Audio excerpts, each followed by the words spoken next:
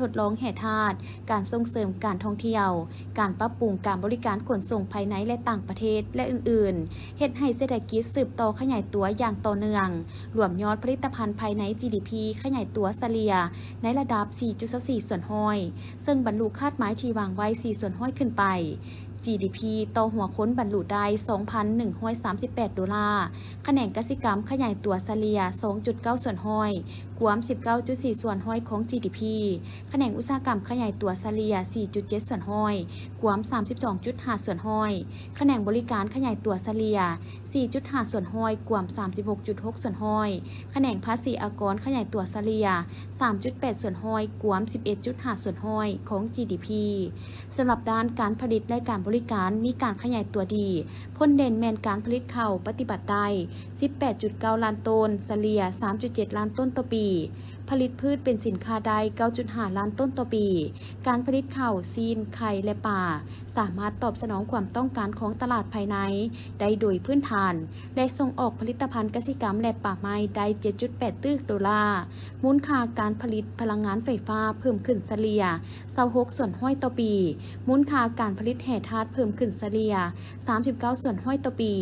ด้านงบประมาณแห่งรัฐบาลได้ตั้งหน้าปรับปรุงกลไกระเบียบการและหันเป็นทันสมัยเคียงคู่กับการขยายฐานไร้หับเพิ่มทวีการกวดกาและต้านการหัวไหลของงบประมาณ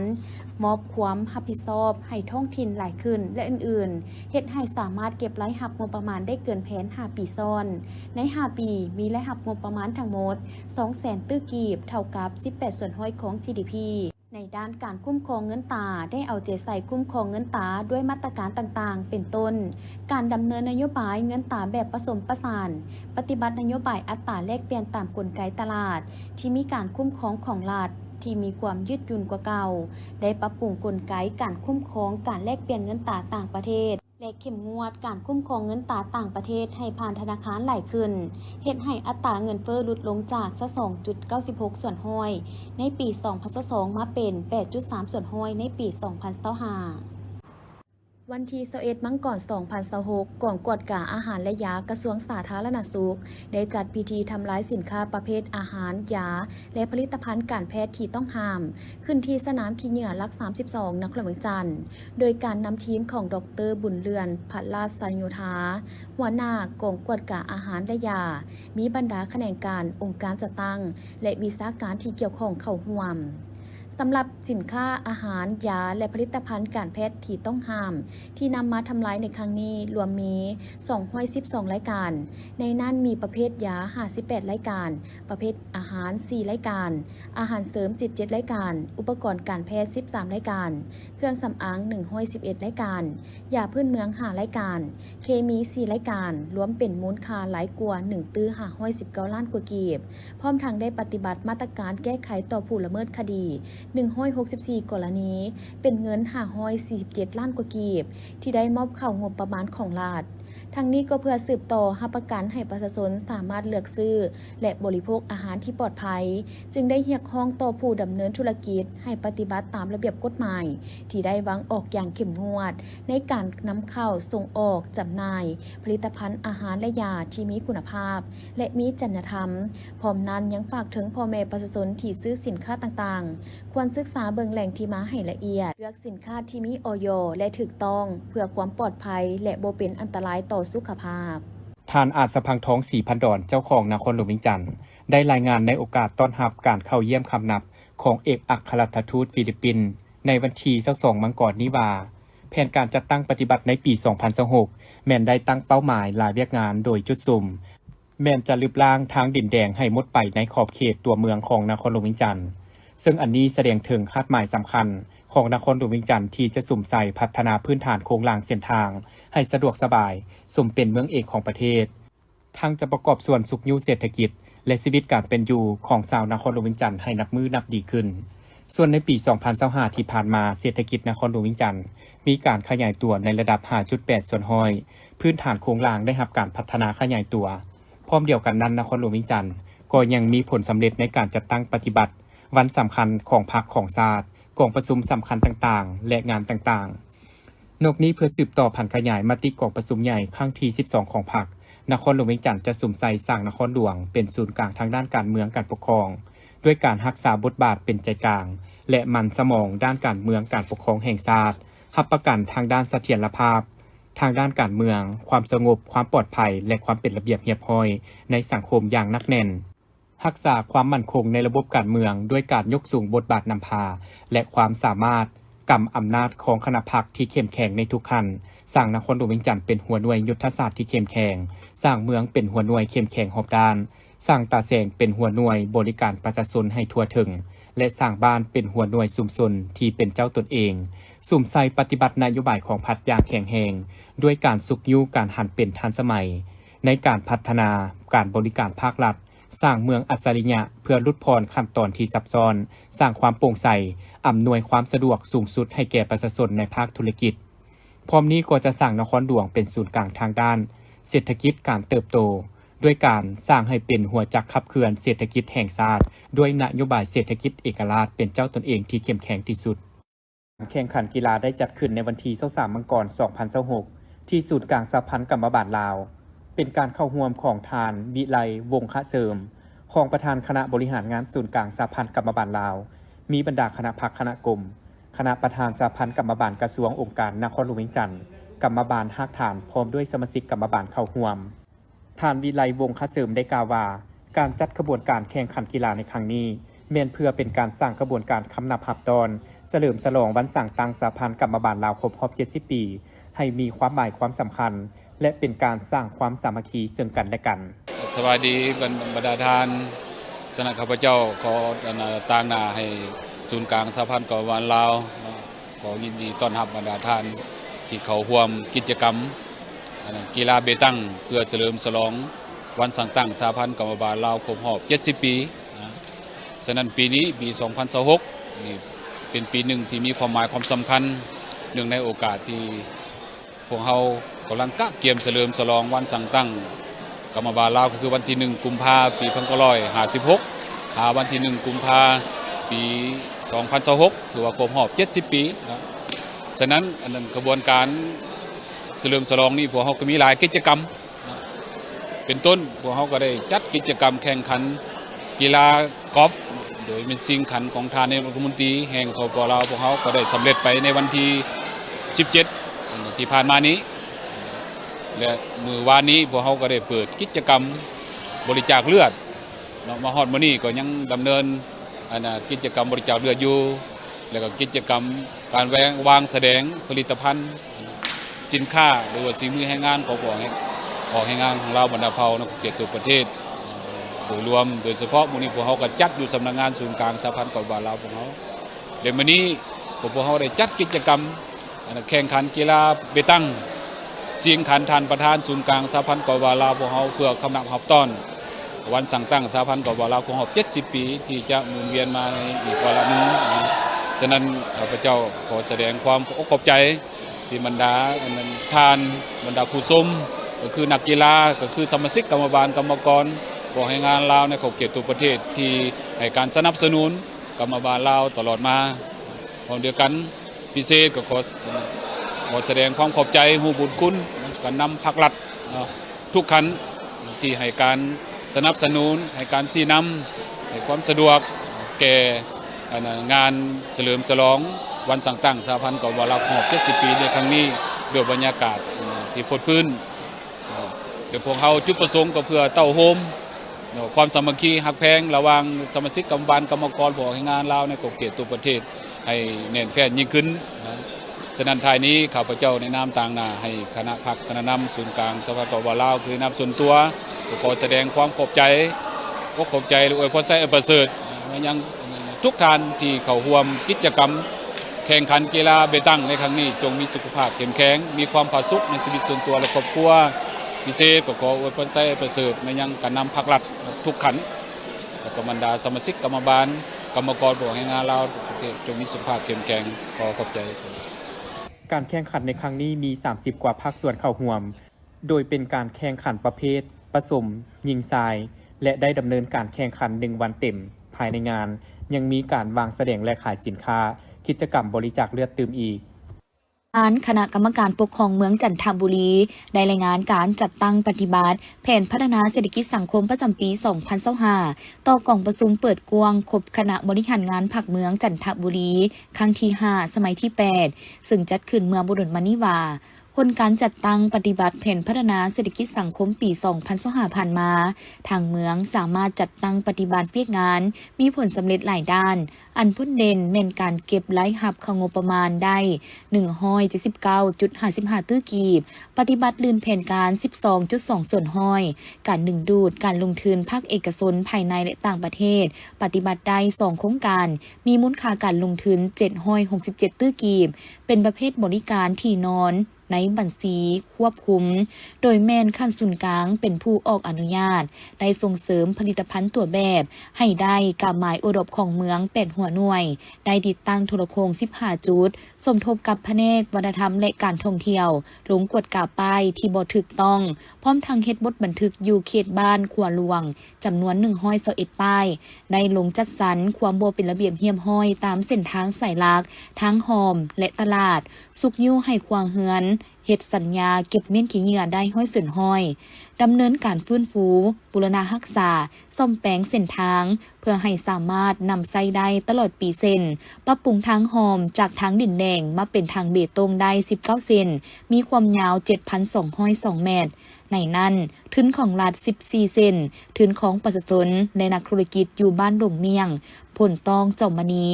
หนองทาเหนือและบ้านผลต้องสวัสดจำนวน5เซนปรับปรุงและแก้ไขห้องระบายน้ำท่วมขัง9เซนปัจจุบันปฏิบัติได้ก็15ส่วนห้อยได้ลงสุกยูบรรดาหัวหน่วยธุรกิจห่างห้านและประชาชนที่อาศัยอยู่เรียบตามแคมทางสายลักติดทุงผักถุงซาดถุงทิวและประดับประดาสถานที่ของตนเพื่อต้อนรับวันสำคัญต่างๆของพรรคของชาติพร้อมทั้งได้เอาใจใส่เวียกงานป้องกันชาติป้องกันความสงบเพื่อเฮ็ดให้ภายในเมืองมีความสงบปลอดภัยและเป็นระเบียบเรียบร้อยวันที่22 มังกร 2026อยู่ที่ศูนย์กลางสหพันธ์กรรมบาลลาวได้จัดขบวนการบริจาคเลือดเพื่อช่วยเหลือสังคม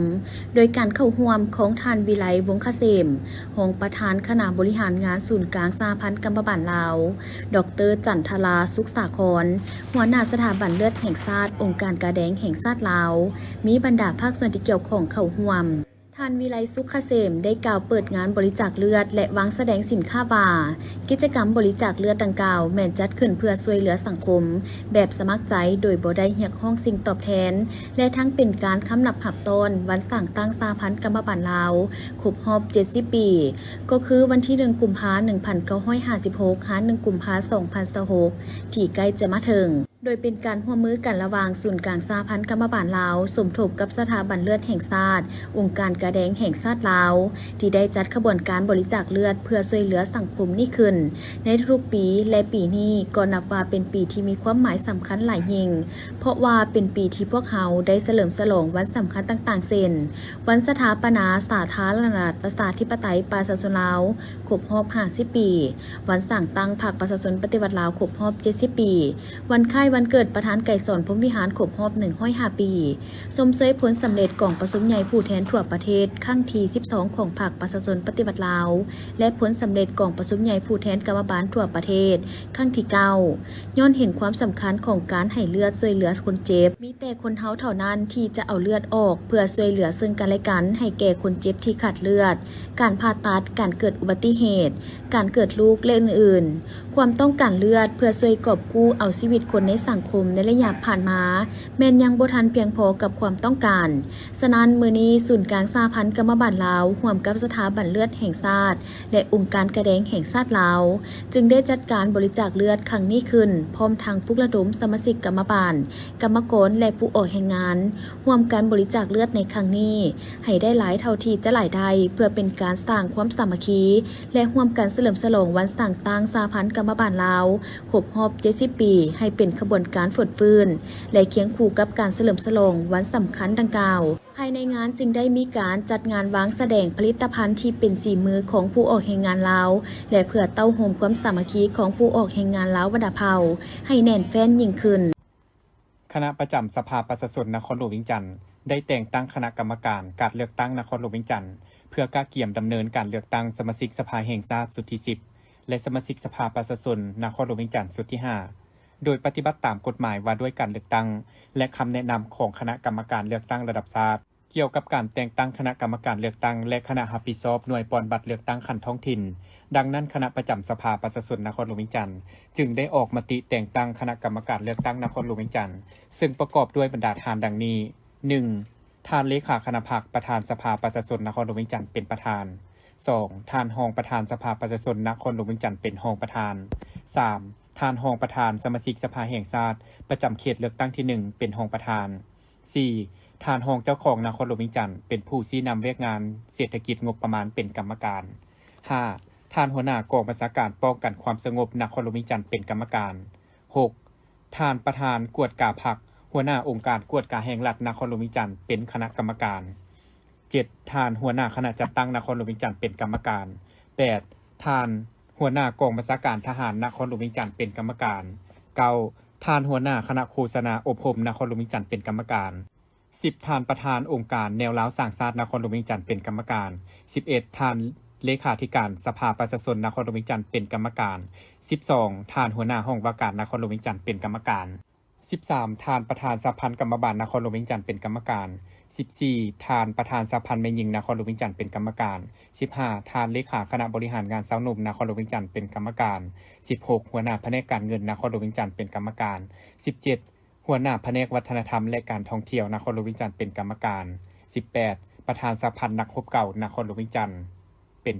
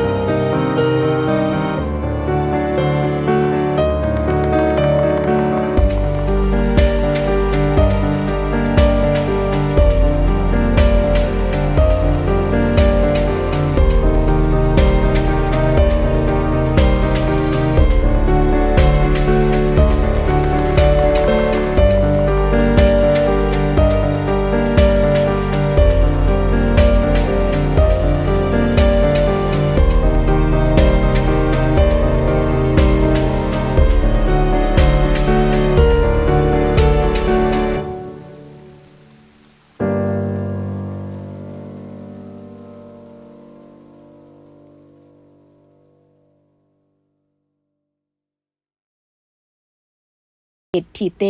เอกอัครราชทูตวิสามัญผู้มีอำนาจเต็มแห่งประเทศฟิลิปปินส์ประจำลาวในวันที่22มังกร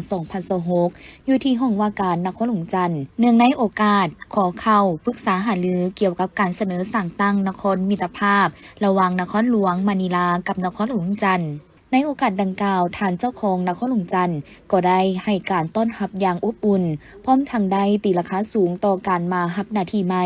และจุดประสงค์ในการเข้าพบเพื่อขอปรึกษาหารือซึ่งถือเป็นการประกอบส่วนอันสำคัญในการเสริมขยายการร่วมมือมิตรภาพให้เติบใหญ่กว้างขวางและเป็นรูปธรรมทางเจ้าของนครหลวงจันทน์ยังได้แจ้งให้ทราบถึงแผนพัฒนาเศรษฐกิจสังคมของนครหลวงจันทน์โดยให้รู้ว่าในปี2025เศรษฐกิจของนครหลวงจันทน์มีการขยายตัวในระดับ 5.8 ส่วนห้อยพื้นฐานโครงล่างได้รับการพัฒนาขยายตัวพร้อมเดียวกันนั้นนครหลวงจันทน์ก็ยังมีผลสำเร็จในการจัดตั้งปฏิบัติวันสำคัญของพรรคของชาติกองประชุมที่สำคัญและงานต่างๆสำหรับแผนการจัดตั้งปฏิบัติในปี2026แม่นได้ตั้งเป้าหมายหลายเวียกงานโดยจุดซุ้มแม่นจะลืบล้างทั้งดินแดงให้หมดไปในขอบเขตตัวเมืองนครหลวงจันทน์และเวียกงานอื่นๆเติมอีกนครหลวงจันทน์ของพวกเขายังมีความมุ่งหวังว่าการปรึกษาหารือครั้งนี้จะเป็นการเสริมขยายการพัวพันร่วมมือที่ดีก็คือนครหลวงจันทน์และนครหลวงมะนิลา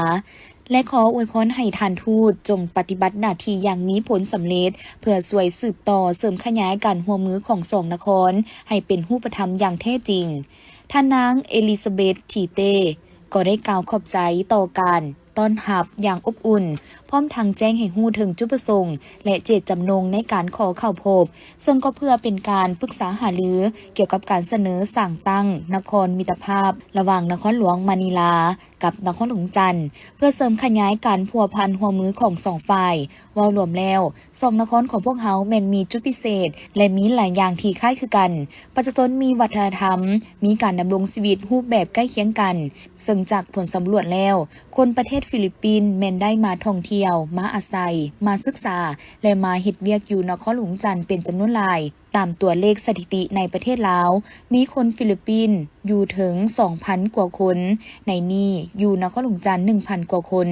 ซึ่งถือเป็นอีกเหตุผลหนึ่งในการเสริมขยายการร่วมมือและประเทศฟิลิปปินส์ก็คือนครหลวงมะนิลาแม้นอยากร่วมมือในการพัฒนาการท่องเที่ยวอยากเปิดสายการบินร่วมกันเพื่อให้การไปมาหาสู่กันมีความสะดวกสบายยิ่งขึ้นพร้อมเดียวกันนั้นยังอยากร่วมมืออีกหลายๆเวียกงานซึ่งท่านทูตยังได้กล่าวเชิญชวนการนำและผู้แทนของนครหลวงจันทน์เดินทางไปเยี่ยมยามนครหลวงมะนิลาพร้อมทั้งสัญญาว่าจะสืบต่อเฮ็ดให้การร่วมมือของสองนครมีการขยายตัวและเกิดเป็นรูปธรรมพิธีจัดขึ้นในวันที่22มังกร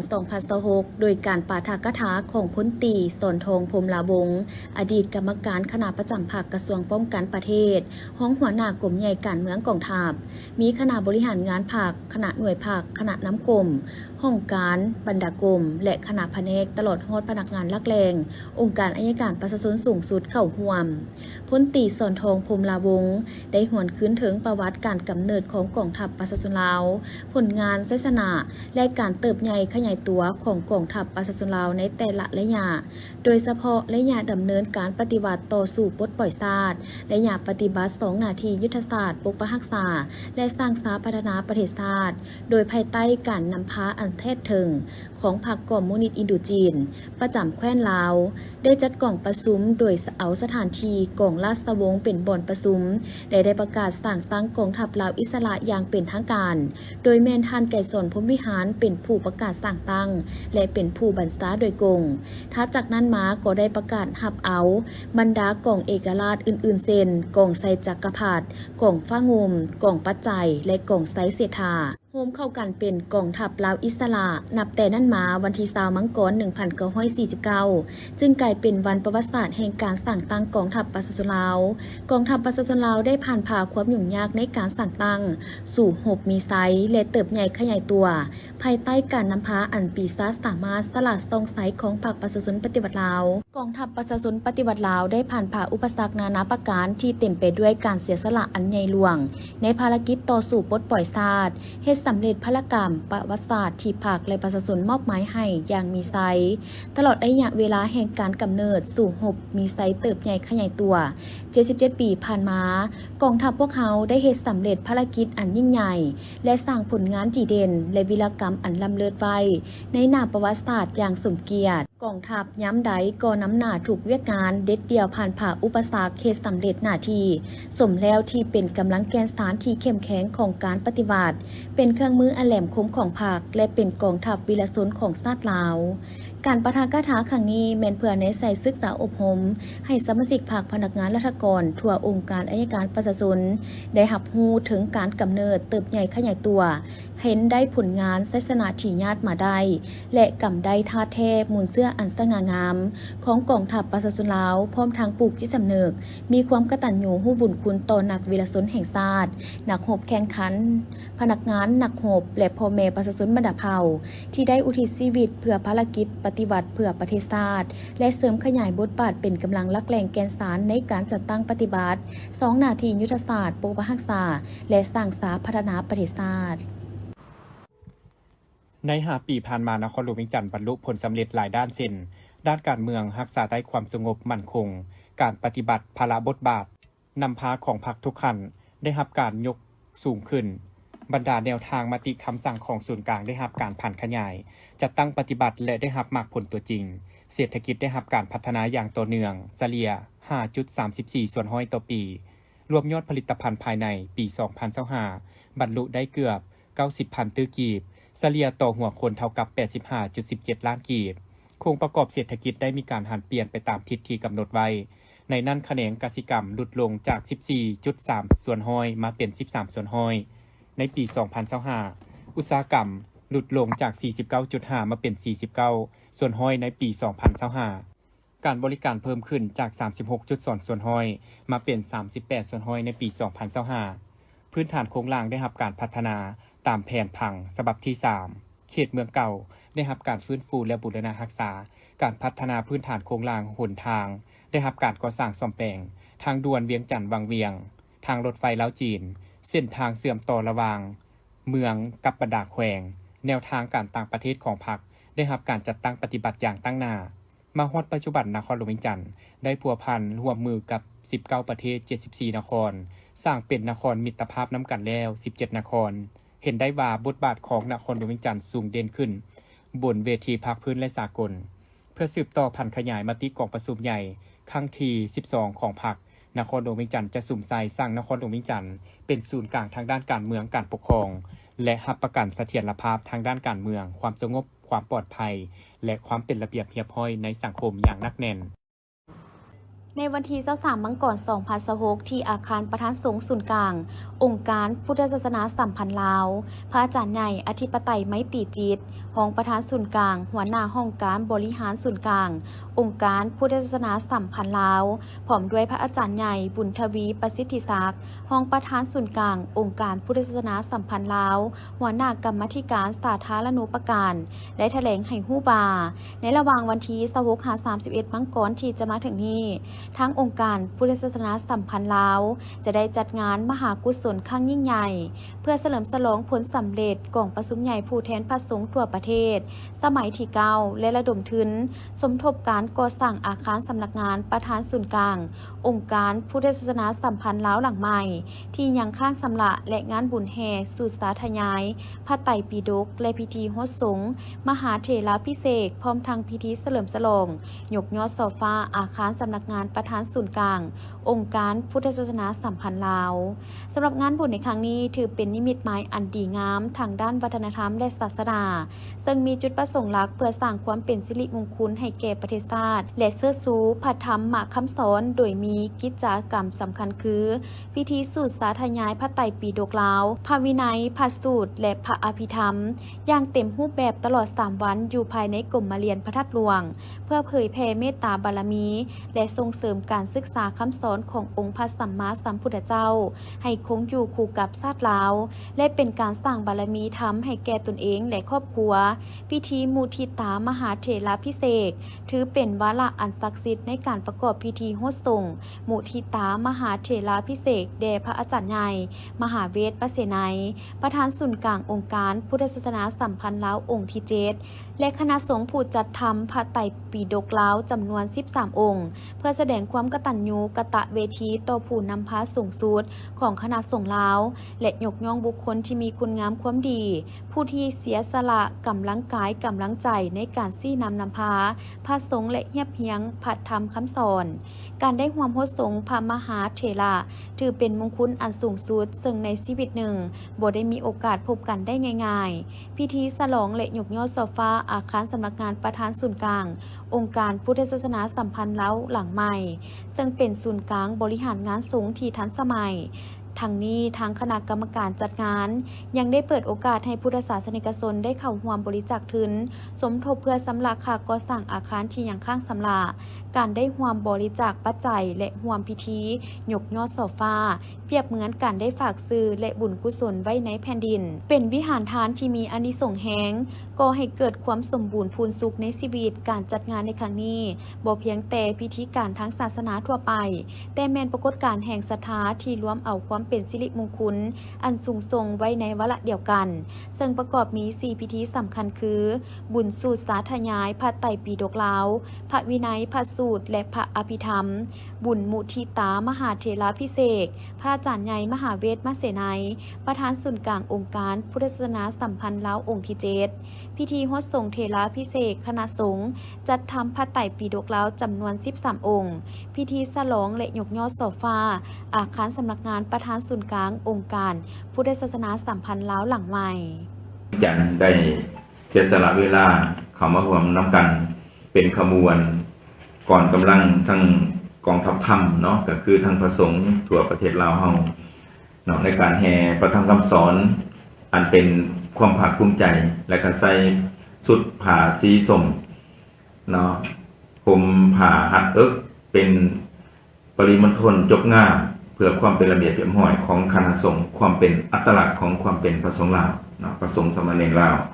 มาร่วมกับสามเณรนักศึกษานักเรียนที่เฮาก็ได้จัดมาเป็นขบวนคณะสงฆ์ทั่วไปก็ขอกราบรัตนมนต์ได้เนาะที่2ขอเห็นเจริญพรการนำปักหลักทุกกระทรวงทบวงกรมการนำปักหลักทุกขันศูนย์กลางจังหวัดท้องถิ่นได้สละเวลาเข้าร่วมพิธีนำกันโดยใส่ชุดประเพณีบนไม้ก็มาจะใส่ชุดสีขาวตลอดไปเนาะใส่ชุดประเพณีวัฒนธรรมลาวได้เบ่เลยขอให้เป็นชุดสุภาพทั้งสุภาพสตรีและสุภาพบุรุษประการที่3ก็คือขอให้ส่วนมวลชนพ่อแม่ประชาชนลาวบรรดาเผ่าทุกภาคส่วนเนาะทุกขันได้เข้าร่วมพิธีนำกันโดยเป็นกระบวนการปลดฟื้นในการเฉลิมฉลองสามัญประวัติศาสตร์โดยเฉพาะวันสถาปนาสปลาวครบรอบ50 ปีในการสูตรสาธยายพระไตรปิฎกและแห่พระไตรปิฎกของพวกเราเนาะเกี่ยวความพร้อมพบกันในวันที่26หาวันที่31เนาะตามรายการที่ได้นำเสนอไปส่วนวาระพิธีการและกำหนดการก็คือวันจันทร์วันที่26 มังกร 2026ขึ้น8 ค่ำเดือน 3เวลา 16 โมงเตาโฮมมวลสนอยู่สวนเจ้าฟ้างมเวลา 17 โมงเริ่มขบวนแห่พระไตรปิฎกออกจากสวนเจ้าฟ้างมมุ่งหน้าสู่ประตูไซเวลา 19:30 นาทีพิธีเปิดงานอย่างเป็นทางการอยู่ลานด้านหน้าพระเจ้าไสยาเศรษฐาธิราชพระธาตุหลวงเวียงจันทร์วันที่27หาวันที่29 มังกรขึ้น9หา11 ค่ำเดือน 3เวลา8หา3 โมง00 นาทีพิธีสูตรสาธยายพระไตรปิฎกลาวพระวินัยพระสูตรและพระอภิธรรมตามลำดับวัน